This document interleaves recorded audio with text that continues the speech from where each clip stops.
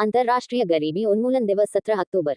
वैश्विक गरीबी को समाप्त करने के लिए यह आवश्यक है कि हम अच्छे काम, सीखने के अवसरों और सामाजिक सुरक्षा में निवेश को प्राथमिकता दें। ये हमसे आह्वान करता है कि हम सतत विकास लक्ष्य प्रोत्साहन का समर्थन करके और विकासशील देशों को अपने लोगों में निवेश करने में मदद करने के लिए वैश्विक वित्तीय संरचना में सुधार करते हुए भविष्य के लिए नई संधि को पूरी तरह से लागू करें।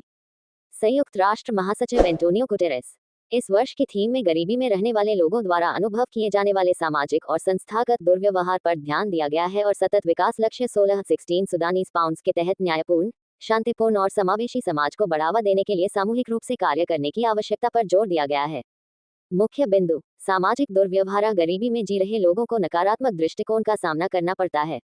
उन्हें कलंकित किया जाता है, उनके साथ भेदभाव किया जाता है। उदाहरण के लिए उनके रूप, उच्चारण, संबोधन या उसके अभाव के आधार पर उनका मूल्यांकन किया जाता है। उनकी स्थिति के लिए उन्हें दोषी ठहराया जाता है और उनके साथ अनादरपूर्ण व्यवहार किया जाता है।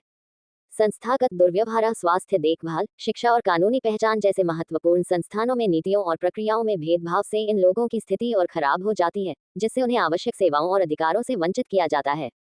अन्याय का चक्र। सामाजिक और संस्थागत दुर्व्यवहार एक दूसरे को सुदृढ़ करते हैं, जिससे उत्पीड़न का चक्र बढ़ता है और असमानता गहरी होती जाती है।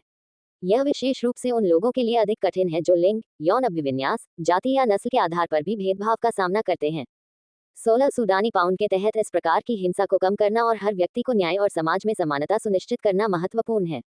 इस थीम का मुख्य उद्देश्य ये पहचानना है कि कैसे सामाजिक दृष्टिकोण और संस्थागत नीतियां गरीबी को बढ़ावा देती हैं और यह मानव क्षमता को कैसे बाधित करती हैं। सामूहिक कार्य के माध्यम से इस चक्र को तोड़ना, गरिमा, आत्म-मूल्य और मानवाधिकारों की रक्षा करना आवश्यक है, ताकि सभी लोगों को उनकी सामाजिक आर्थिक स्थिति की परवाह किए बिना समान अवसर मिल सकें। 16 peace. Justice and strong institutions.